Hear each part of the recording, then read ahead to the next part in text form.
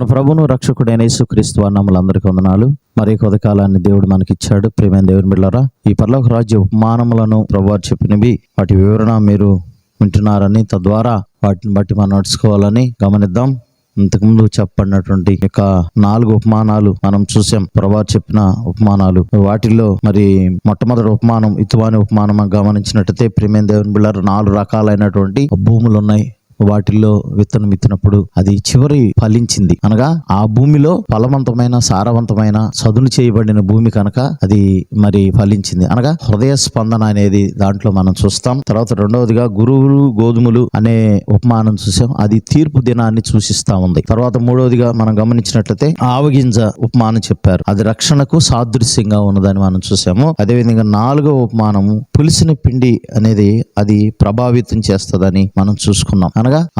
అనేక మందిలో అది ఏ విధంగా ఒక వ్యక్తి దేవుని నమ్మినప్పుడు అది ఏ విధంగా పరలోక రాజ్య విస్తరణ ఉంటుందో ఆ రీతిగా ఆ పులిసిన పిండి ప్రభావం చేస్తుంది అనేది ఇక్కడ మనం చూసుకున్నాం. అదే విధంగా మరి ఈ రోజు ప్రత్యేకంగా మరి ఒక ఉపమానాన్ని మనం గమనిద్దాం. మత్తయి సువార్త 13వ అధ్యాయము 44వ వచనంలో చూసుకుందాం. ప్రియమైన దేవుని బిడ్డలారా, పరలోక రాజ్యం పొలములో దాచబడిన ధనమును పోలి ఉన్నది. ఒక మనుషుడు దాన్ని కనుగొని దాచిపెట్టి అది దొరికిన సంతోషంతో వెళ్లి తనకు కలిగినదంతయు అమ్మి ఆ పొలమును కొనును. ప్రియమైన దేవుని బిడ్డలారా, ఇక్కడ మనం గమనించినట్టయితే పాలస్తీనా దేశంలో జనరల్ గా యుద్ధాలు జరుగుతూ ఉండేవి. వారు ఏం చేసేవారంటే కొన్ని ఆహార పదార్థాలు గాని, ధనం గాని, వారికి కావలసిన వస్తువులు గాని వారు రహస్యమైన స్థలాల్లో దాచిపెట్టేవారు. దాచిపెట్టడం వల్ల మేబీ వారు అవసరం వచ్చినప్పుడు అవి తీసుకుని మరలా తిని మరలా అక్కడే పూడ్చిపెట్టేసి ఇవ్వటం, లేకపోతే అక్కడ దాచిపెట్టడం జరిగేది. ఒకవేళ ఎవరైతే దాచిపెట్టారో వారు చనిపోతే ఆ దాచిపెట్టబడింది మరి తెలియకపోవచ్చు. కొంతమంది ఆ భూమి దున్నుతున్నప్పుడు అది బయటపడవచ్చు. సో అట్లా జరుగుతాం. అయితే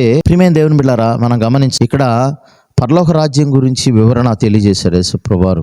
మరి పరలోక రాజ్యం అంటే ఏంటి, లేకపోతే ఆ రాజ్యంలో ఏ విధంగా మనం చేరాలి అనేదే ప్రభువారు ఇక్కడ తెలియజేస్తూ ఉన్నారు అనేక ఉపమానాల్లో. మరి లేఖనాల్లో మనం చూస్తాం, దేవుని రాజ్యం అంటే భోజనము పానము కాదు గాని నిత్యు పరిశుద్ధాత్మ యందలి ఆనందం మన పరిశుద్ధాత్మ. మరి కాబట్టి ప్రియమైన దేవుని బిడ్డలారా, పరలోక రాజ్యాన్ని మనం సంపాదించుకోవాలంటే, అనగా ఈ భూమి మీద ఉన్నటువంటి వాటిని మనం త్యాగం చేయవలసి ఉన్నది. అంటే ఇక్కడ ఈ ఉపమానంలో మనం గమనించినట్లయితే ఇది ఎవరికి అర్థమవుతుంది అంటే, శారీరకంగా ఉన్న వారికి అర్థం కాదు, ఆత్మీయులకే ఆ పరలోక సంబంధమైన మర్మాలు అవి తెలియజేయబడతాయి. ఆత్మానుసారులే అవి పొందుకోగలరు. శరీర సంబంధంగా ఉన్న వాళ్ళు ఎప్పుడు పొందుకోలేరు. మనం బైబిల్లో చూస్తాం, ఒక ధనవంతుడు ఏం చేశాడు, ఏమనేస్తాడు, ధనవంతుడు చాలా ధనం కలిగినాడు, నువ్వు వాటిని విడిచిపెట్టేసి వచ్చేసేమన్నాడు. అంటే పరలోకం యొక్క ఆ ఉన్నతమైన స్థితిని గురించి చెప్పినప్పుడు తనకు అర్థం కాలేదు. ఈ లోకాల సంబంధమైన ఆస్తి మీదే దృష్టి పెట్టాడు. కానీ కొంతమందిని మనం చూస్తాం త్యాగం చేశారు.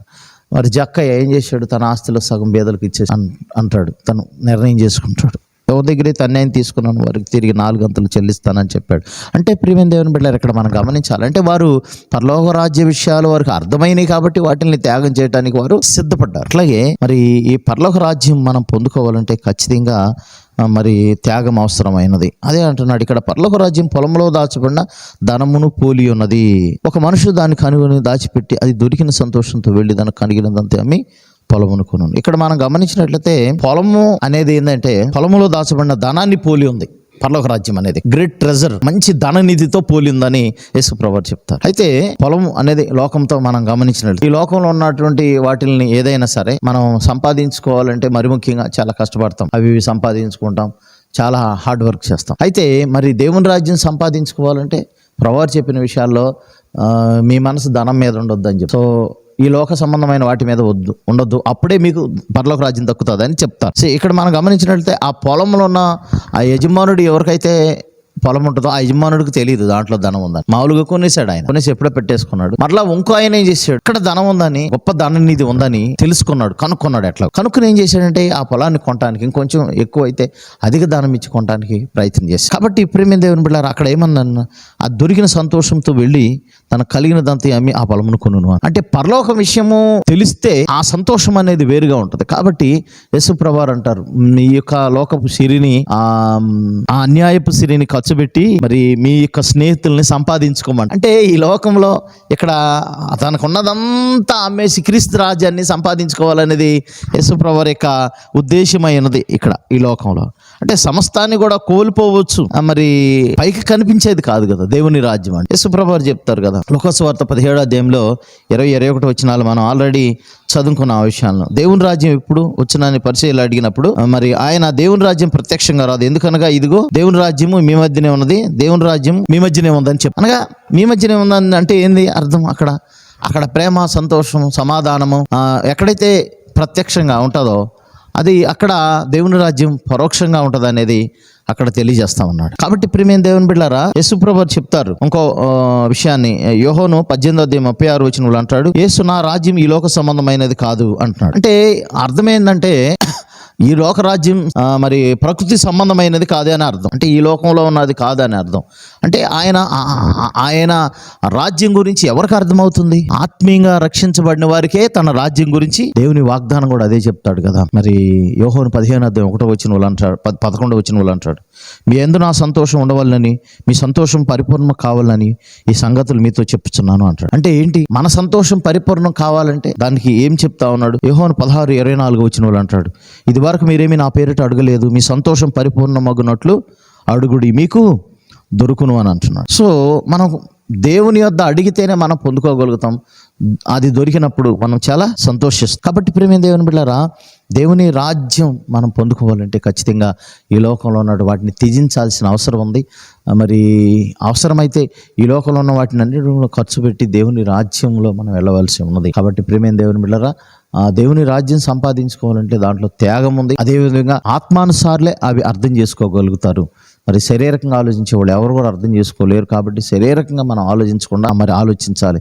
ఎందుకంటే ఈ లోకంలో ఏది కూడా శాశ్వతమని కాదని మనకు అందరికీ తెలుసు. మన ముందు చనిపోయేవారు ఎవరైనా సరే వారు వేరే అంటే ఏది కూడా తీసుకెళ్ళాలని తెలుసు. కానీ వారి వెంట వారి క్రియలు వెళ్తాయని బైబిల్ చెప్తా ఉంది. వారి క్రియలు ప్రతిఫలం కలుగుతుందని చెప్తుంది. వారి క్రియల జీతాన్ని దేవుడి దగ్గర పొందుకోవాలని చెప్తా ఉంది. కాబట్టి పరలోకాన్ని మనం ఆ రీతిగా ఈ లోకంలో ఉన్న వాటినన్నీ త్యజించి కూడా మనం సంపాదించుకోవాల్సిన అవసరం ఉంది. అదే ఈ ఉపమానం యొక్క అర్థం. దేవుడి పరిశుద్ధ వాక్యం దీవించిన గాక. ఆమేన్. ప్రార్థన చేసుకుందాం. మమ్మల్ని మిక్కిలిగా ప్రేమించిన ప్రియ పరలోకపు తండ్రి, వందనాలు ప్రభా. పరలోక రాజ్య మర్మములు ఉపమానముల రూపంలో మీరు చెప్పారు, మీకు వందనాలు. ఆ రీతిగా ప్రభా ఈ యొక్క మత్తయి సువార్త 13వ అధ్యాయం 44 వచనంలో కూడా ఒకడు మరి ధననిధి కలుగుని పొలంలో తనంతా కూడా అమ్మేసేసి ఉన్నదంతా అది పొందుకోవాలనే సంతోషంతో మరి అది కొన్నాడు ప్రభా పొలాన్ని. ఆ రీతిగా మేము కూడా పరలోక రాజ్య మర్మం, పరలోకం గురించి తెలుసుకుని ఈ లోకంలో ఉన్న వాటిని త్యజించి నీ కొరకు ప్రభా మరి మేము పాటుపడి మీ సన్నిధిలో మరి మీ రాజ్యాన్ని పొందుకోవటానికి కూడా కృప చూపించి బలహీనలను బలపరచమని, మీ రాజ్య వారసులుగా చేయమని యేసు పరిశుద్ధ నామమున అడిగి వేడుకుని ప్రార్థన చేస్తున్నాం తండ్రి. ఆమేన్. మన తండ్రి అయిన దేవుని ప్రేమ ప్రభువైన యేసు క్రీస్తు వారి కృప పరిశుద్ధాంశ ఇక్కడ చేరమానుకుని సకల పరిశుద్ధులకు ఎల్లప్పుడూ తోడే నడిపించును గాక. ఆమేన్. అందరికీ వందనాలు. God bless you. దేవుడు మీ అందరిని కూడా దీవించవలసింది బలపరచును గాక.